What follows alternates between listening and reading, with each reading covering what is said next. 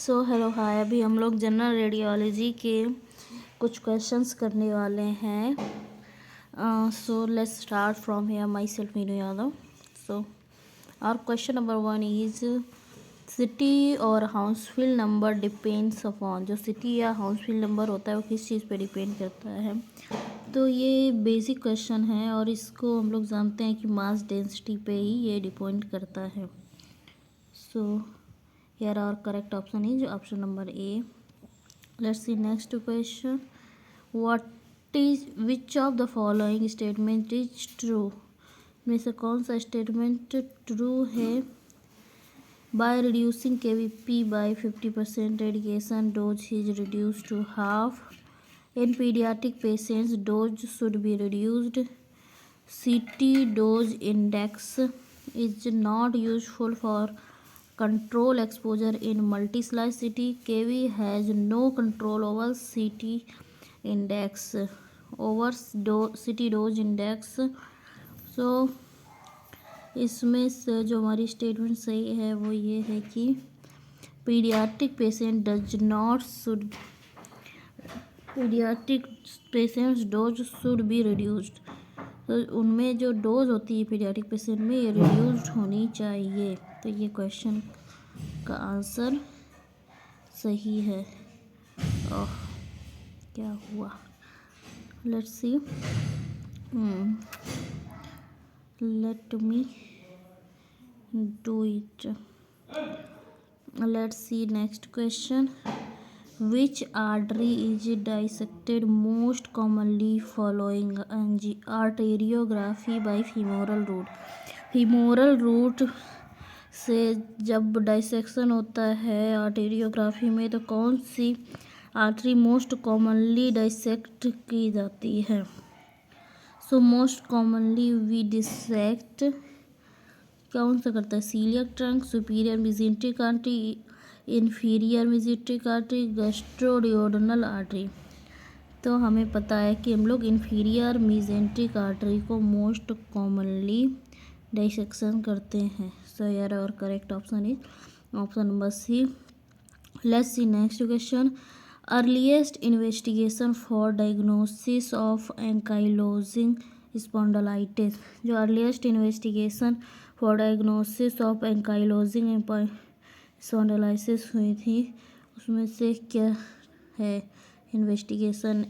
MRI, star sequence, bone scan, CT scan, x-ray या USG. So इसमें जो इसके लिए स्पॉन्डिलाइटिस के लिए एंकाइलोजिंग स्पॉन्डिलाइटिस के लिए MRI स्टार सीक्वेंस यूज किया जाता है. स्टार का मतलब होता है short tau inversion recovery sequence. And how much area is covered by spiral CT in 30 seconds. Spiral CT में 30 सेकेंड में कितना एरिया कवर हो सकता है. Entire organ, entire abdomen and trunk या होल बॉडी. तो स्पाइरल CT में 30 seconds में होल बॉडी कवर हो सकती है. Whole body. आजकल मॉडलिटीज़ और टेक्नोलॉजी बहुत आगे हो गई है, एडवांस्ड हो गई है. And let's see next question. CT scan Hounsfield unit depends on.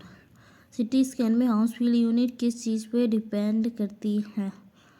Mass density पे डिपेंड करती है. ये अभी हम लोग ने पढ़ा था. एंड लेट्स सी इसमें जब मास डेंसिटी पे डिपेंड करता है लेकिन और हम अदर ऑप्शंस भी देख लेते हैं. इलेक्ट्रॉन डेंसिटी पे तो नहीं डिपेंड करता है.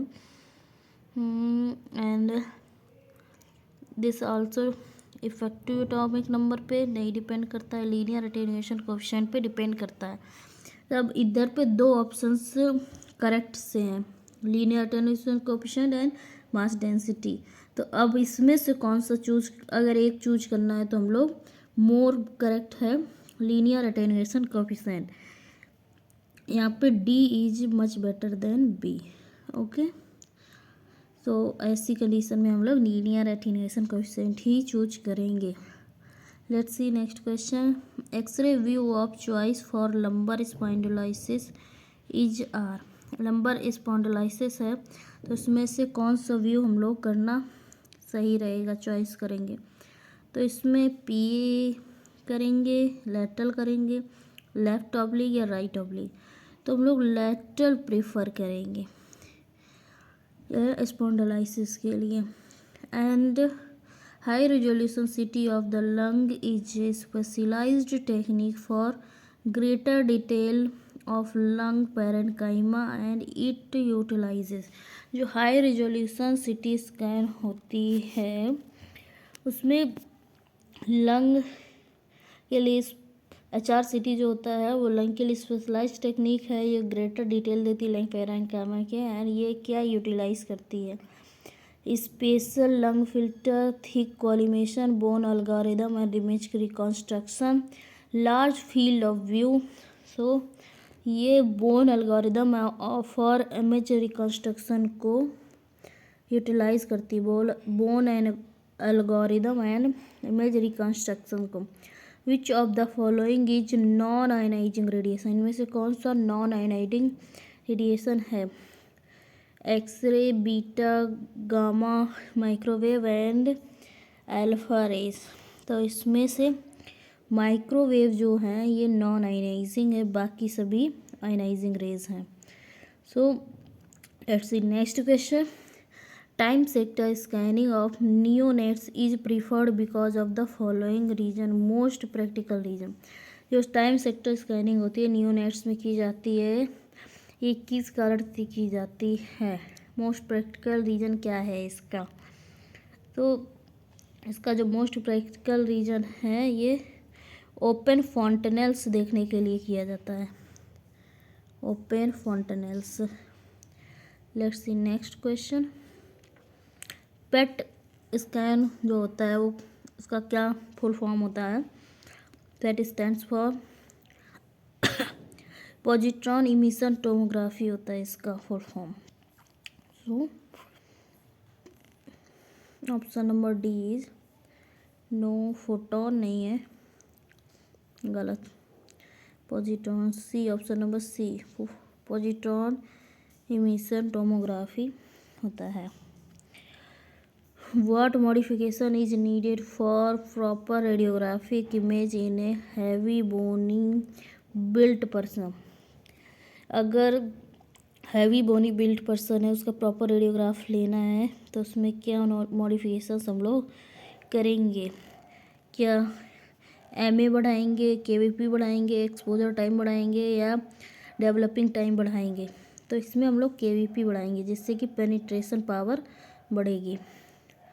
सो ये फैट को पेनिट्रेट करने में एबल होगा। And maximum radiation exposure occurs in, जो मैक्सिमम रेडिएशन एक्सपोजर होता है वो कैसे और कब होता है, किस में होता है, बोन स्कैन में, एक्सरे में, MRI में, CT में। तो जो मैक्सिमम एक्सरे एक्सपोजर होता है वो किस में होता है, एक्चुअली ये बोन स्कैन में होता है, क्योंकि ये जो बोन स्कैन है वो न्यूक्लियर उसमें होता है, लेकिन CT स्कैन में भी अच्छा रेडिएशन होता है। तो इसमें से कौन सा क्वेश्चन ज़्यादा सही रहेगा, क्योंकि इसमें जो CT है अगर पार्ट के हिसाब से देखें तब हम लोग कह सकते हैं, but I think better would be CT scan. एक बार इसको क्रॉस चेक कर लेना, मुझे भी क्रॉस चेक करना पड़ेगा CT होगा कि बोन स्कैन होगा। CT अभी ठीक लग रहा है, बट CT में एक पार्ट अगर देता तो ज़्यादा सही होता। And USG is definitive investigation of vasa previa abruption placenta, placenta previa, imperforate hymen. USG definitive होता है किस चीज़ के लिए, तो ये प्लेसेंटा प्रेविया के लिए डेफिनेटिव इन्वेस्टिगेशन होता है। Investigation of choice in whole body imaging, जो होल बॉडी इमेजिंग है इन मेटास्टेसिस में इन्वेस्टिगेशन ऑफ चॉइस क्या होनी चाहिए, इसमें पेट स्कैन हम लोग होल बॉडी स्कैनिंग में लेते हैं, मेटास्टेसिस में पेट स्कैन। पेट स्कैन का फुल फॉर्म क्या है, positron emission tomography. And gyromagnetic property of proton is seen in, gyromagnetic property proton के हम लोग किस में देखते हैं, MRI में। Most reliable test for spinal tuberculosis, spinal tuberculosis के लिए मोस्ट रिलायबल टेस्ट कौन सा होता है? तो इसमें सीटी गाइडेड बायोप्सी होता है। स्पाइन का टीबी में सीटी गाइडेड बायोप्सी करके हम लोग मोस्ट रिलायबली चेक कर सकते हैं। And in magnetic resonance imaging paramagnetic substances cause, magnetic resonance imaging में जो पैरामैग्नेटिक सब्सटेंस होते हैं वो क्या करते हैं? Anyone can answer? जो पैरामैग्नेटिक सब्सटेंस होते हैं वो shortening of both T1 and T2 relaxation times कर देते हैं। इसमें क्या होता है? Shortening of both T1 and T2 relaxation times हो जाता है। So here our correct option is option number A. And SI unit of absorb dose of radiation is, radiation की एब्जॉर्ब डोज की SI यूनिट क्या होती है? होती है grey. And frequency of ultrasound waves in USG, USG में frequency जो ultrasound की हम लोग यूज करते हैं वो कितनी होती है? 2 मेगाहर्ट्ज से कम होती है या फिर 2 मेगाहर्ट्ज से ज़्यादा? तो we use more than 2 megahertz, 2 से 10 मेगाहर्ट्ज तक हम लोग यूज करते हैं frequency. Let's see next question. So which of the following is a non iodine containing contrast, इनमें से कौन सा नॉन आयोडीन कंटेनिंग कंट्रास्ट है? Gadolinium, Visipaque, iopamidol and diatrizoate. So we all know that gadolinium is a non iodine containing contrast because we use this in MRI, and Visipac, Ipamadol, and Ditrojet, these all are iodine containing contrast media. In CT, the attenuation value are measured in Hounsfield unit and attenuation value is 0. ये 0 किसके लिए होता है? attenuation value या CT value, ये बहुत ही common question है और ये वाटर का होता है।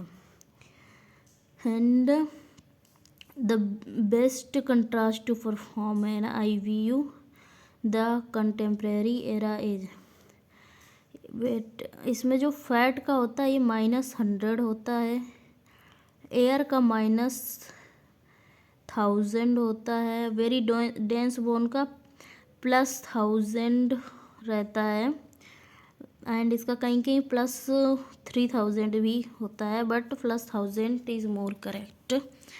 हाँ, नेक्स्ट क्वेश्चन आयोडीनेट, क्या क्वेश्चन है? Best contrast is to perform IVU intravenous urogram in the contemporary era. तो जो बेस्ट कंट्रास्ट है IVU के लिए वो क्या है?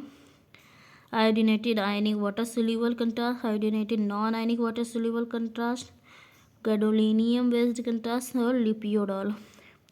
So which contrast is best for IVU? So iodinated non-ionic water soluble contrast is best for IVU. Iodinated non-ionic water soluble contrast. So all of the following are true about iodinated intravascular contrast media except, जो iodinated intravascular contrast media होते हैं उनके बारे में ही बाकी सब सही है, किसके अलावा? So they are used in digital subtraction angiography, they are radio opaque, they can cause anaphylactic reactions, they are used in magnetic resonance imaging, they are excreted mainly by the kidneys. तो जो iodinated इसके बारे में होता है तो इसमें we know that कि they are used in magnetic resonance imaging. तो मैग्नेटिक रेजोनेंस इमेजिंग के बारे में क्या है क्वेश्चन? इंट्रावेस्कुलर में हम लोग आयोडीन सिर्फ MRI में नहीं यूज करते हैं, बाकी सब में यूज करते हैं। एंजियोग्राफी में हम लोग आयोडीनेटेड यूज करते हैं, and radio opaque anaphylactic reactions में भी आयोडीनेटेड, एंड किडनीज के लिए भी आयोडीनेटेड यूज करते हैं, बट MRI में भी use gadolinium based contrast media. And BIRADS का फुल फॉर्म क्या है? BIRADS stands for breast imaging reporting and data system. इसमें कहाँ पे है? Breast imaging and reporting data, breast imaging reporting and data system. So our correct option is option number A. So let's see. Doppler effect is due to. Doppler effect किसकी वजह से होता है? Change in frequency in relation to the movement of source और observer. किसकी वजह से होता है? तो ये करेक्ट ऑप्शन है, change in frequency in relation to movement of source और observer. Okay, let's see next question. Diagnosis of pulmonary embolism is primarily made by. जो पल्मोनरी एम्बोलिज्म की डायग्नोसिस है प्राइमरीली किस वजह से बनाई जाती है? Multi detector, CT contrast, angiography, ventilation, perfusion scan, chest x-ray. So here correct option is multi detector, CT contrast से इसकी डायग्नोसिस बनाई जाती है पल्मोनरी एंजियो की, पल्मोनरी एम्बोलिज्म की, sorry. Alpha particle is similar to. Alpha particle किसके सिमिलर होता है? हीलियम न्यूक्लियस के सिमिलर होता है. इलेक्ट्रॉन पॉजिट्रॉन के सिमिलर होता है. इलेक्ट्रॉन नेगेटिव होता है और जो पॉजिट्रॉन होता है पॉजिटिव होता है. प्रोटॉन को हम लोग एमआर एक्टिव न्यूक्लियाई के तौर पे यूज करते हैं एमआरआई में, बिकॉज बॉडी में सबसे ज़्यादा हाइड्रोजन होता है ना, हाइड्रोजन का हम लोग प्रोटॉन जो यूज करते हैं वही होता है. न्यूट्रॉन न्यूट्रल होता है. And neural tube defect is best detected by. जो न्यूरल ट्यूब डिफेक्ट है वो बेस्ट किस में देखा जा सकता है? यूएसजी में. बेस्ट हम लोग यूएसजी में देखते हैं. Light rays and x rays have same. Light rays और एक्सरेज में क्या होती है? सेम वेलोसिटी, 3×10⁸ मीटर प्रति second. The magnetic field in MRI machine is measured. MRI machine में मैग्नेटिक फील्ड हम किस में मेजर करते हैं? टेस्ला में. जनरली हम लोग कितना टेस्ला यूज करते हैं? 1.5 to 3 Tesla. Okay, and the basic principle behind ultrasound probe technology is. जो अल्ट्रासाउंड प्रोब में हम लोग टेक्नोलॉजी यूज करते हैं उसमें हम लोग फिजियो इलेक्ट्रिक इफेक्ट यूज करते हैं. उसमें क्रिस्टल होते हैं, quartz and lead zirconium titanate के, एंड प्रोब से हम लोग उसको चेक करते हैं. And PACS is medical imaging stands for. PACS क्या फुल फॉर्म क्या है? ये नहीं, पोर्टल नहीं. PACS P for picture archiving, तो पिक्चर किसी में नहीं है, फोटो भी नहीं है. Let's see next option.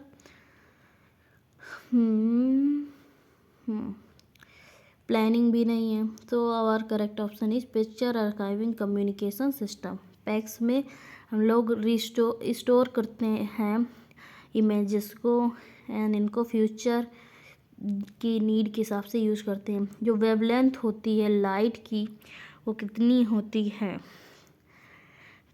400 to 700 nanometre, 7 से 800 नैनोमीटर, 700 से 900 nanometre and 300 600 nanometre.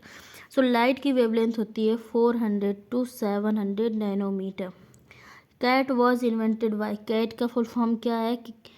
Computed axial tomography, जिसको इन्वेंट किया था हाउंसफील्ड ने, सर हाउंसफील्ड ने, गॉडफ्रे हाउंसफील्ड इनका फुल नेम है. एंड कब इन्वेंट किया था? 1972 में. 1973 में जो फर्स्ट ह्यूमन ब्रेन का इमेजिंग हुआ था वो मायो क्लिनिक में हुआ था. एंड इन्होंने 1967 में नोबेल प्राइज़ मिला था इनको एलन कॉर्माक के साथ. तो एलन कॉर्माक ने रिकंस्ट्रक्शन एल्गोरिदम की खोज की थी in the CT scan. And 36 question is the study using barium for small intestine is known as. जो बेरियम हम लोग यूज करते हैं स्मॉल इंटेस्टाइन की स्टडी के लिए उसको क्या बोलते हैं? BMFT, barium will follow through, barium solo, enema, या फिर कुछ भी नहीं बोलते हैं. आंसर क्या है इसका? इसका आंसर है बेरियम मील फॉलो थ्रू. जब हम लोग इस बेरियम देते हैं या सिर्फ स्टमक तक करते हैं उसकी जस्ट, तो वो होता है बेरियम सोलो. एंड अगर एनिमा है तो एनिमा में हम लोग रेक्टल रूट से बेरियम देते हैं एंड लार्ज इंटेस्टाइन को चेक करते हैं and barium meal follow through में हम लोग स्मॉल इंटेस्टाइन मुंह से देते हैं, माउथ से बेरियम एंड स्मॉल इंटेस्टाइन तक चेक करते हैं, इसको बेरियम मील फॉलो थ्रू कहते हैं। And which is not echogenic while doing ultrasonography, जब अल्ट्रासोनोग्राफी करते हैं तो इकोजेनिक क्या नहीं होता है, तो बाइल इकोजेनिक नहीं होता है, गैस होती है, बोन होती है एंड गैलस्टोन्स भी होते हैं।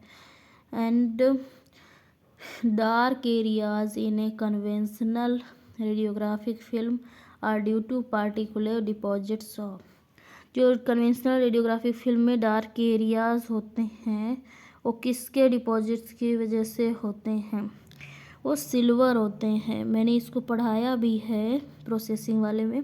जो सिल्वर होता है जब प्रोसेस होता है तो सिल्वर डार्क कलर में हो जाता है।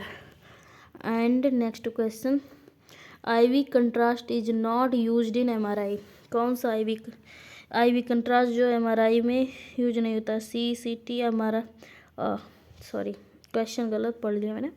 Ivy contrast not used in किस में यूज नहीं होता है, सी कंट्रास्ट इंटेंसिटी में, एमआरआई, माइलोग्राफी एंड आईवीपी। तो आईवी कंट्रास्ट किस में नहीं यूज होता है, माइलोग्राफी में, बिकॉज माइलोग्राफी में लंबर पंक्चर किया जाता है, लंबर के थ्रू कंट्रास्ट इंजेक्ट किया जाता है, आईवी से नहीं देते हैं। बाकी आईवीपी, सीसीटी एंड एमआरआई में आईवी कंट्रास्ट मतलब कि थ्रू द वेंस दिया जाता है। Maximum scattering in x ray plate occurs in, जो एक्सरे प्लेट में मैक्सिमम स्कैटरिंग होती है कैसे होती है, कार्बन से, हाइड्रोजन आयन से, मर्क्यूरी में या फिर कैल्शियम आयन से। सो जो मैक्सिमम होता है वो मर्क्यूरी से होगा क्योंकि सबसे ज़्यादा इसी का एटॉमिक नंबर है यहाँ पे। Okay and let's see next question, radiation produced by nuclear decay और इंटीग्रेशन, जब न्यूक्लियस का डीके होता है तो उसमें क्या प्रोड्यूस होता है, वी ऑल नो दैट उसमें गामा रेज प्रोड्यूस होती हैं न्यूक्लियस के इंटीग्रेशन से। And I would like to tell you जो स्कैटरिंग प्लेट का ये मर्क्यूरी कैसे आया, तो जैसे कि हम लोग सभी जानते हैं कि scattering of the radiation is a function of Compton effect, scattering किसकी वजह से होती है, कॉम्पटन इफेक्ट की वजह से होती है।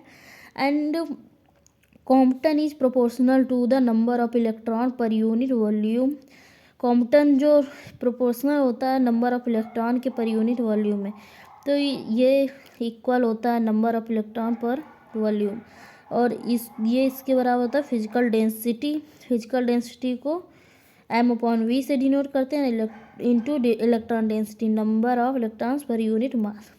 सो electron density is proportional to Z/A, electron density किसके प्रोपोर्शनल होती है, Z/A के प्रोपोर्शनल होती है। So as number of atoms per unit mass is proportional to 1/A and number of electrons per atom is proportional to Z।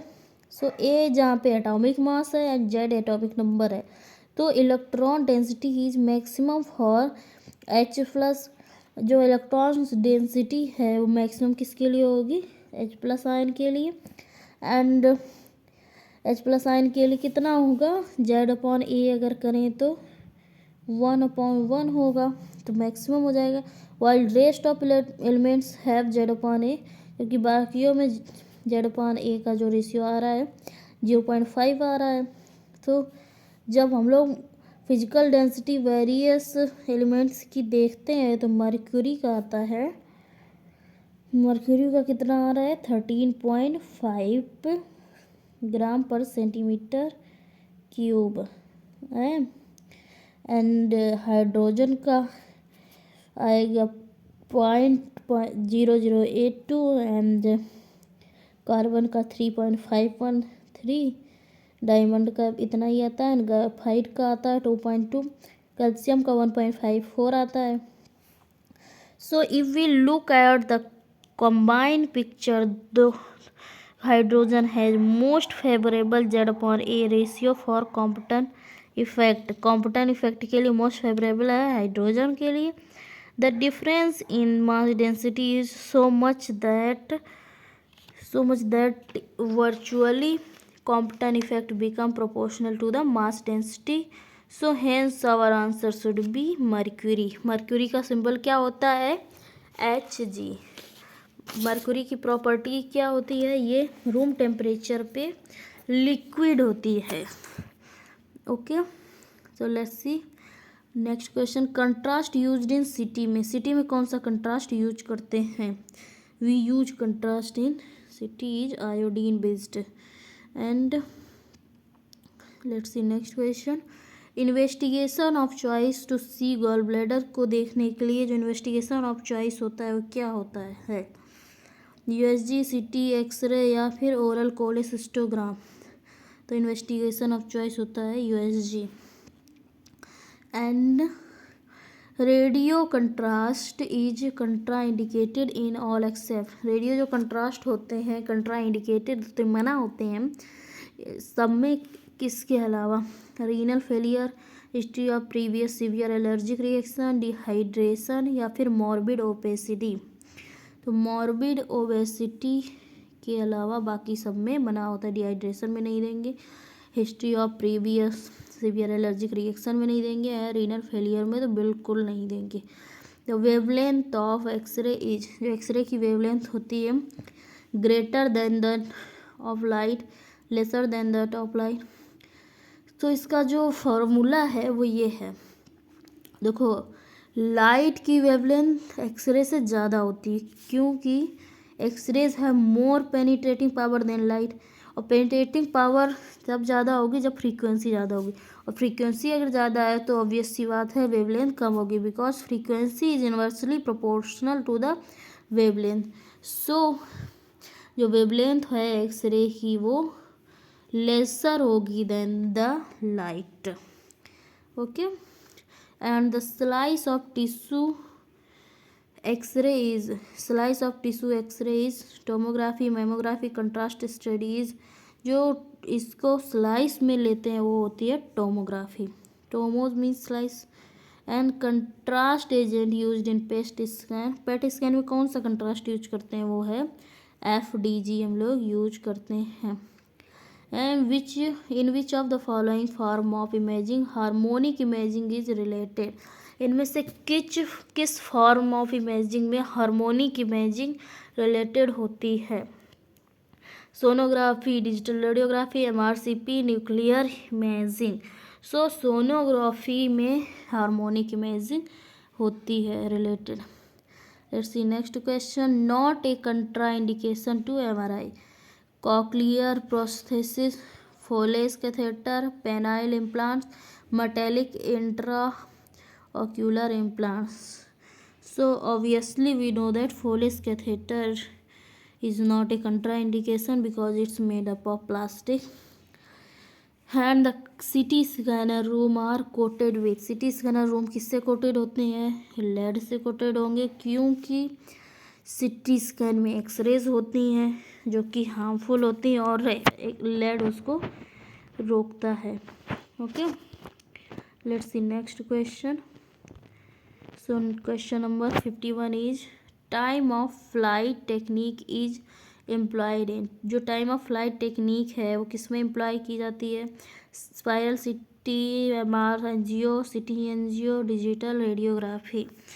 सो ये use किया जाता है. जो टाइम ऑफ फ्लाइट है वो किस में यूज करते हैं? MR एंजियो में. Okay, let's see next question. Which of the following is not ionising. कौन सा आयनाइजिंग रेज नहीं है? Beta, alpha, gamma and UV rays. So obviously we know that कि कौन सी नहीं है? यूवी रेज ही आयनाइजिंग नहीं है, बाकी सभी आयनाइज करती हैं. रेडिएशन तो है बट ये आयनाइजिंग नहीं है. USG waves travel in human body at the rate of. Human body में USG वेव्स किस स्पीड से ट्रेवल करती हैं? तो we know that these travels 1540 metre per second. Accurate जो है 1540 मीटर पर सेकेंड, बस इसमें अबाउट में दिया, अप्रॉक्सीमेट वैल्यू दिया तो 1500 ही सही होगा। Rad is burned to produce, एक रेड में कितने आर्ग प्रति ग्राम होते हैं? सो वी नो दैट एक रेड में 100 आर्ग प्रति ग्राम होते हैं। So ultrasound frequency based used for diagnostic purposes in obs is, जो ऑब्स्टेट्रिक्स में हम लोग फ्रीक्वेंसी यूज करते हैं वो कितनी होती है? We know that this is 1 to 20 megahertz. All of these use non ionising radiation except, non ionising radiation होता है एक्सेप्ट किसमें? अल्ट्रासोनोग्राफी में नॉन आयनाइजिंग होता है, एमआरआई में नॉन आयनाइजिंग होता है, थर्मोग्राफी में नॉन आयनाइजिंग होता है, रेडियोग्राफी में आयनाइजिंग रेडिएशन यूज होता है। So here our correct option is, जिसमें नहीं यूज होता है वो मतलब आयनाइजिंग जिसमें होता है वो रेडियोग्राफी है। Most important interaction for x ray production in mammography, x ray interaction कौन सा इम्पॉर्टेंट होता है मैमोग्राफी के लिए? So characteristic radiation, thermography, Compton, bremsstrahlung, कौन सा ज़रूरी होता है मैमोग्राफी के लिए? So we all know that characteristic radiation use करते हैं मैमोग्राफी में। And x rays are modified, x rays क्या होती हैं modified? Anyone can tell me? X rays are modified electrons, क्योंकि हम लोग एक्सरेज इलेक्ट्रॉन ही तो स्ट्राइक कराते हैं। And question number 59, contrast in x ray, x rays is predominantly dependent on, x rays जो कंट्रास्ट होता है प्रीडोमिनेंटली डिपेंड किस में करता है? KV, mA, duration of exposure और distance between source and object. तो जो हम लोग कन्वेंशनल एक्सरे में यूज करते हैं उसमें कंट्रास्ट केवी पे डिपेंड करता है। Okay, and negative contrast medium as, negative contrast media क्या है? Difficult to x rays, for x rays to penetrated, easily penetrated by x ray, high in atomic number and opaque to x rays. जो negative contrast media होता है easily penetrated bye X-rays होता है, जैसे कि air वगैरह नेगेटिव कंट्रास्ट मीडिया होते हैं। And the contrast use for MRI includes, MRI में कौन कौन से कंट्रास्ट यूज होते हैं? Anyone can tell me? So we know that gadolinium dimethylamine, gadolinium based जो कंट्रास्ट होता है वो यूज होता है एमआरआई में। Okay, and NMR based in the principle, NMR किस प्रिंसिपल पे बेस होता है? Neutron beam, magnetic field, proton beam and electron beam. NMR किस प्रिंसिपल पे बेस होता है? सो ये बेस होता है प्रोटॉन बीम पे। इसमें प्रोटॉन का जो रोटेशन होता है उसी के हिसाब से मैग्नेटिक फील्ड को यूज किया जाता है। And MRI is not better than CT for detection of, MRI CT से बेटर नहीं है किस चीज़ के लिए? Ligament injury, soft tissue tumours, meningeal pathology या कैल्सिफाइड लीजन्स के लिए? किसके लिए? सो कैल्सिफाइड लीजन, जो सॉफ्ट टिश्यूज से रिलेटेड है वो सभी एमआरआई में बेहतर आते हैं, जो बोन्स से रिलेटेड है वो सीटी में बेहतर आते हैं। And all of the following about MRI are all correct except MRI is contraindicated in patients with pacemaker, सही है। MRI is useful for evaluating bone marrow, ये भी सही है। MRI is better for calcified lesion, MRI useful for localising small lesions in the brain. तो यहाँ पे जो इनकरेक्ट होगा ये यही होगा, अभी हमने पढ़ा ही है कि एमआरआई से बेहतर ये सिटी में कैल्सिफाइड लीजन्स दिखते हैं। Okay, so here our correct option is option number C. Let's see next question.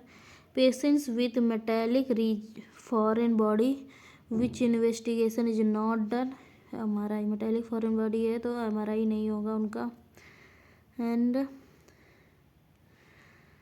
EEG का cabins should be completely shielded by continuous sheet of wire mesh of copper to avoid the noise from external electromagnetic disturbances. Such a shielding is called a, ऐसे shielding को क्या कहते हैं? Maxwell cage, Edison cage, Faraday cage या Ohm's cage.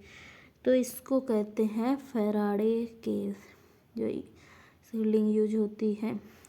And ionizing radiation is the substance which ionizes the atoms when it passes. Ionizing radiation वो substance होता है जो atoms से पास होकर के उनको ionize कर देता है। It is harmful for biological, ये harmful होता है biological matters के लिए। Which of the following is non-ionizing modality? इनमें से कौन सी non-ionizing modality है? Conventional X-rays, computerized tomography, magnetic resonance imaging, isotopic scanning. तो कौन सा नॉन आयनाइजिंग मोडालिटी है पूछ रहा है, तो मैग्नेटिक रेजोनेंस इमेजिंग ही नॉन आयनाइजिंग मोडालिटी है। So here correct option is option number C. Okay, let's see next question. Investigation of choice for focal neurologic deficit in emergency. अगर focal neurologic deficit है emergency में तो क्या investigation करेंगे? CT, MR, lumbar puncture या USG। तो इसमें हम लोग करेंगे, क्या करेंगे? सिटी करेंगे।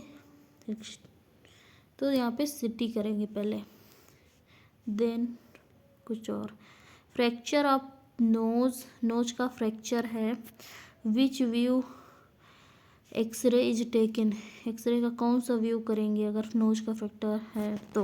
वाटर्स कॉल्डवेल लैटरल व्यू या ऑक्लूसिव एंटीरियर व्यू। अगर नोज का फ्रैक्चर है तो हम लोग लैटरल व्यू करेंगे।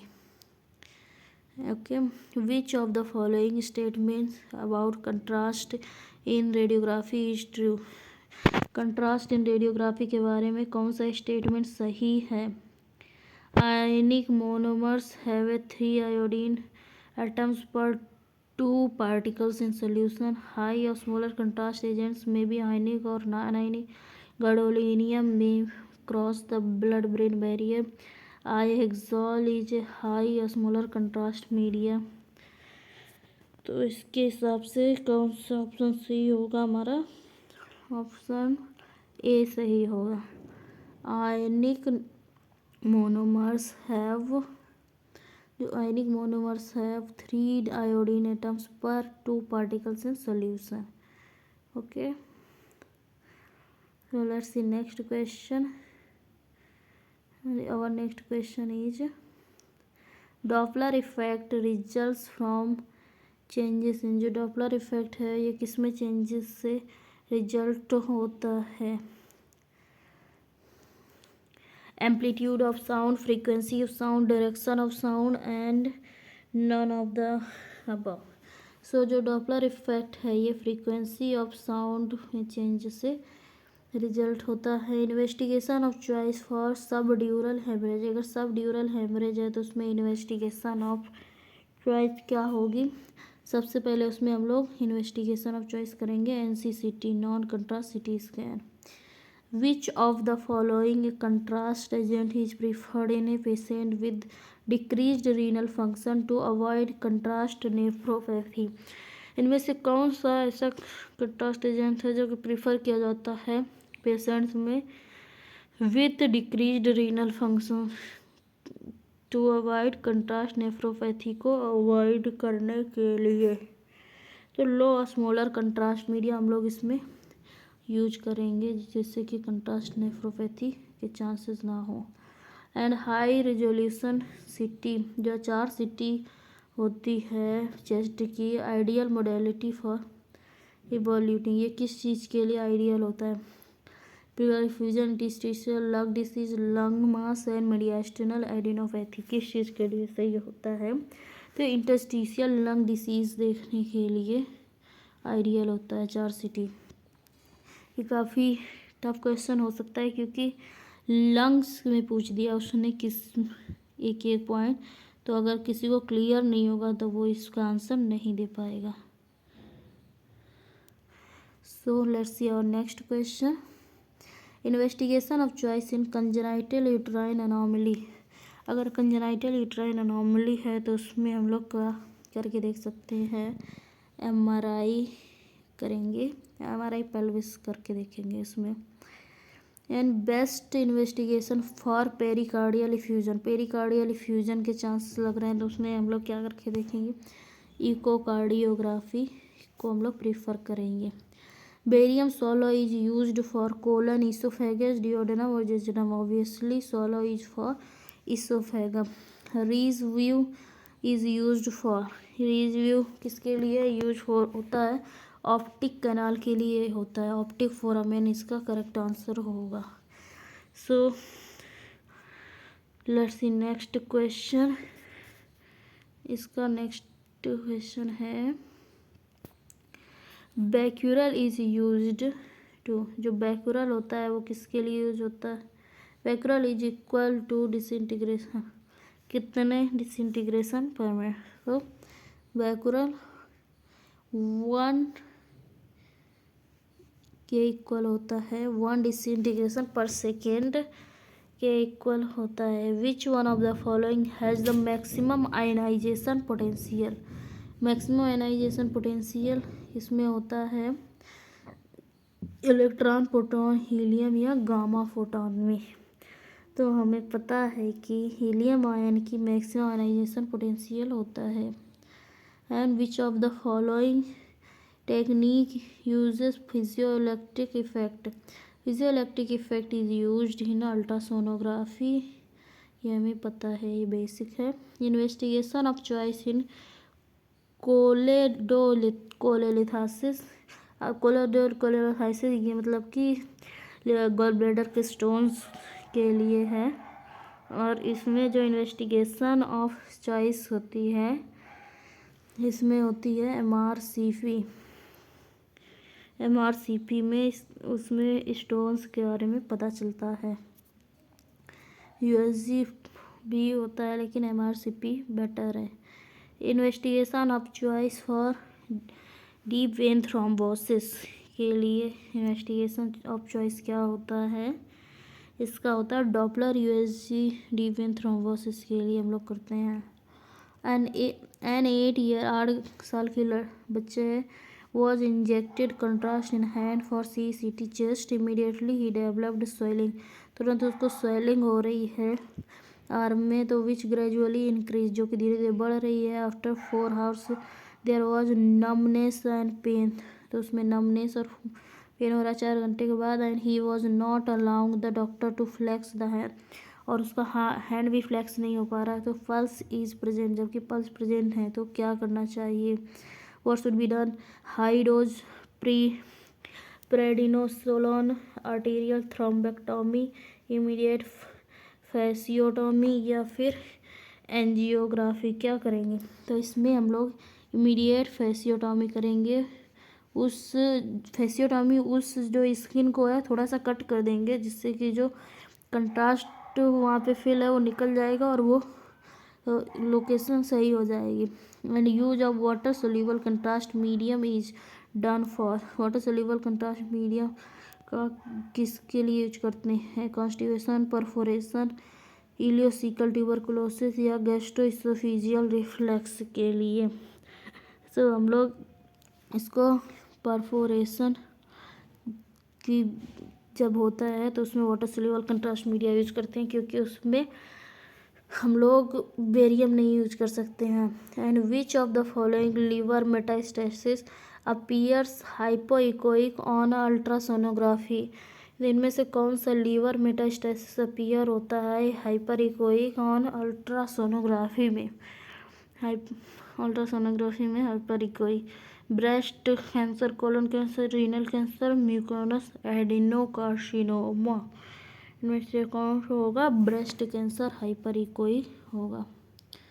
Okay, hypoechoic, sorry, hypoechoic would be breast cancer.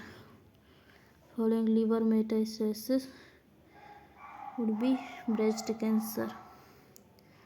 X-ray artefact is, x-ray artefact क्या है? रेडियोलुसेंट area, abnormal opacity in the radiograph produced when patient moves while taking the shoot, any of the above।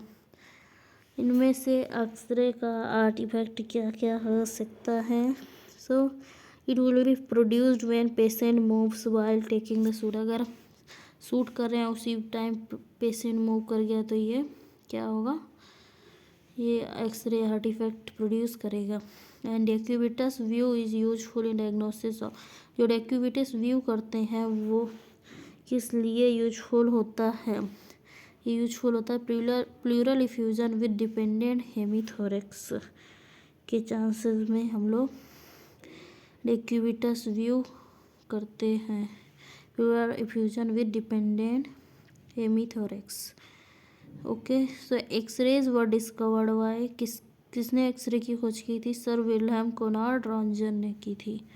Okay, कब की थी? 1895 में। इनको 1901 में Nobel prize से first physics का नोबेल प्राइज मिला था। And grid is a device used for, grid एक डिवाइस है जो कि यूज की जाती है किस चीज़ के लिए? Reducing scattered radiation, reducing patients exposure time, reducing all the contrast of the x ray. So obviously we know this, ये स्कैटर्ड रेडिएशन को कम करने के लिए यूज की जाती है। Okay, so let's see next question. The active ingredient of x ray film is, x ray film का एक्टिव इंग्रेडिएंट क्या होता है? Silver bromide obviously.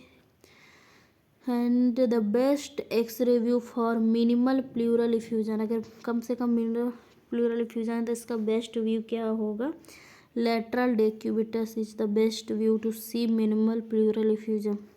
And half life of technetium 99 की कितनी होती है? टेक्नीशियम 99 की जो हाफ लाइफ होती है वो 6 आवर्स होती है। काफ़ी क्वेश्चन, काफ़ी एग्जाम्स में आने के चांसेस हैं इसका। And earliest diagnosis of cerebral infarct can be done by, जो अर्लीस्ट डायग्नोसिस सेरेब्रल इन्फार्क्ट की है वो किससे की जा सकती है? Anyone can answer this? Okay, कोई क्वेश्चन इधर? मैं इधर सीधे आ गई। लेट्स सी, अभी क्वेश्चन बचे हुए हैं। Interlobar pleural effusion can be detected by best way in, interlobar pleural effusion है ये बेस्ट किस पोजीशन से डिटेक्ट किया जा सकता है? ये डिटेक्ट किया जा सकता है रिवर्स लॉर्डोटिक व्यू से। And piezoelectric crystals are made up of, in which modality that is safe from radiation also is ultrasound। Radio isotope used in PET scan is, pet scan में कौन सा radio isotope use किया जाता है? Anyone can? Fluoride 18 हम लोग use करते हैं radio isotope in the PET scan. And most common radiological feature of sarcoidosis in Indian patients, sarcoidosis का मोस्ट कॉमन फीचर कौन सा होता है इंडियन पेशेंट्स में? बाइलेटरल हिलार लिम्फेडेनोपैथी उसमें प्रेजेंट होती है, bilateral hilar lymphadenopathy. And which one of the following imaging modalities is most sensitive for evaluation of extra adrenal pheochromocytoma, जो कौन सी इमेजिंग मोडेलिटी मोस्ट सेंसिटिव होती है एवोल्यूशन के लिए एक्स्ट्रा एड्रेनल फियोक्रोमोसाइटोमा के लिए? अल्ट्रासाउंड, सीटी, एमआरआई, एमआईबीजी स्कैन, कौन सा होता है?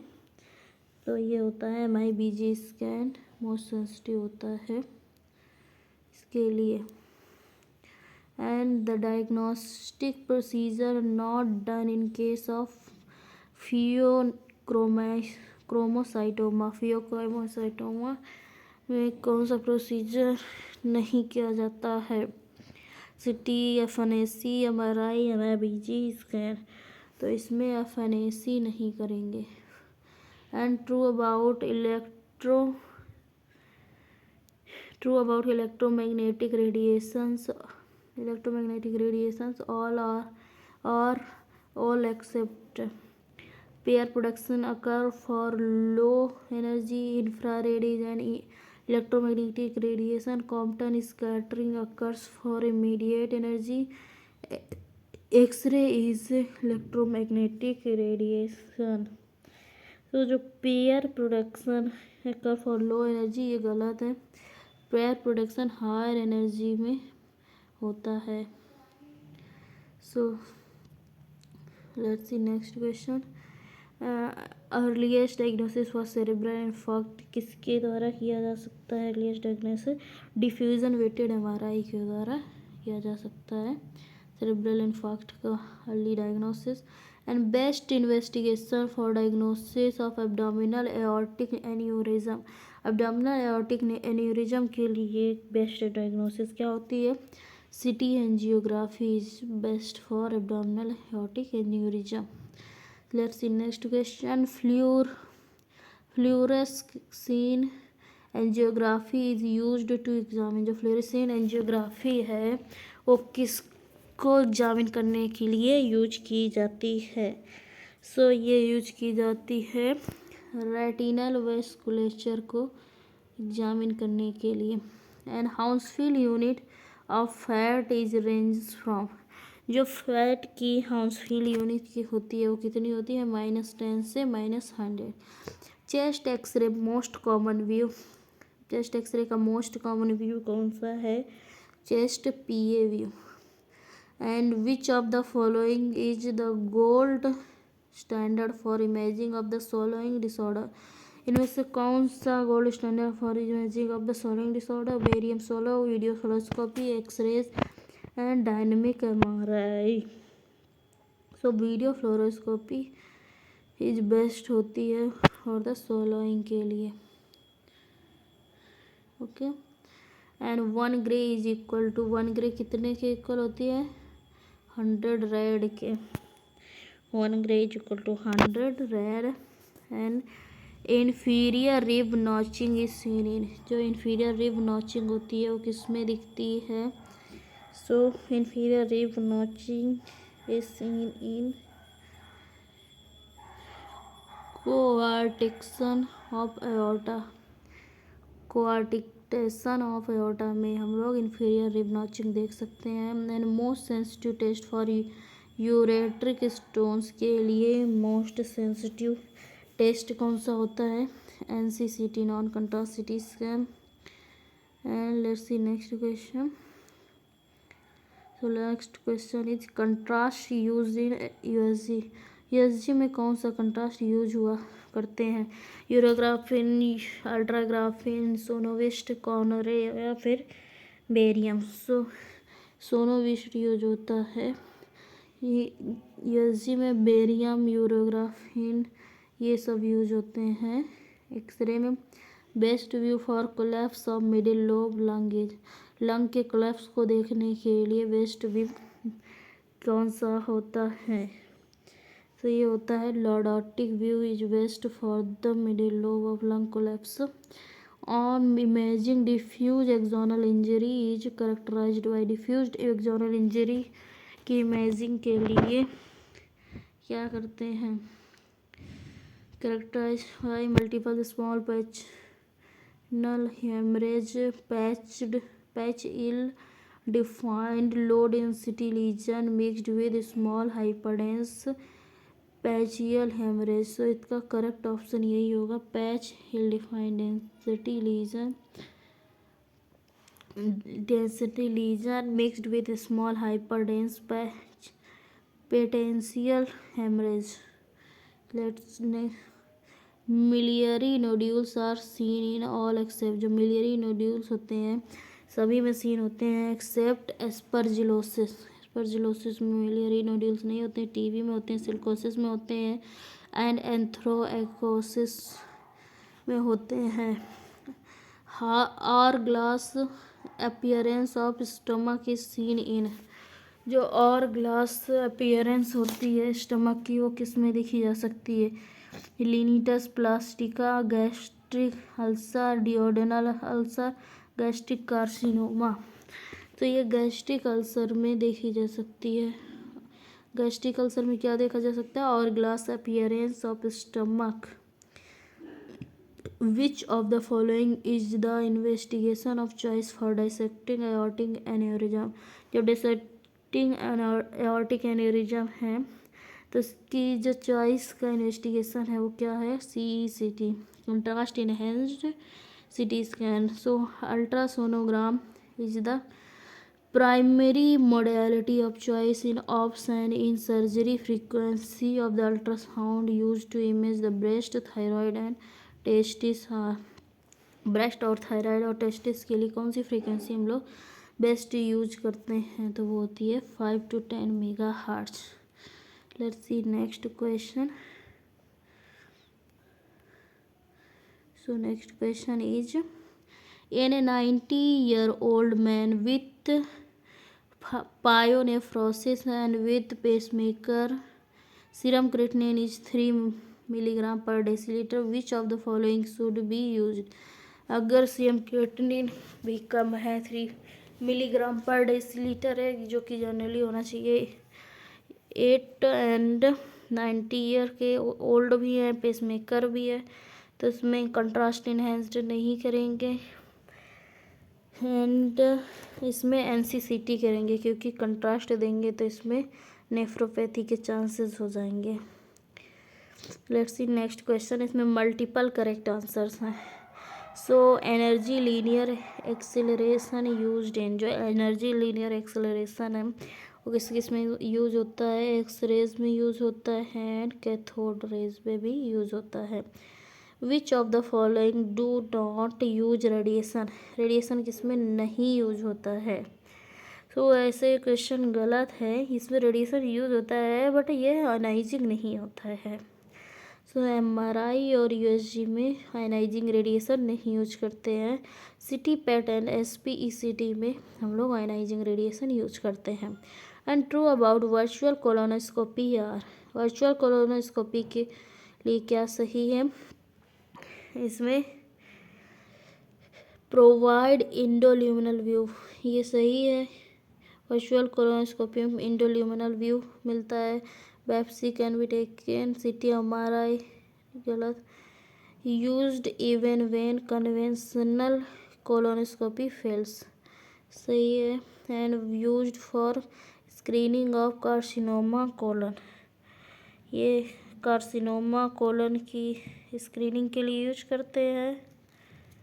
इसमें ये गलत है। And let's C question again. इसमें क्वेश्चन के लिए इंडोल्यूमिनल व्यू भी नहीं प्रोवाइड करता है। So correct option is biopsy can be taken. Biopsy किससे हो सकती है?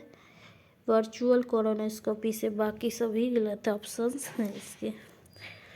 And let's see 121 question number.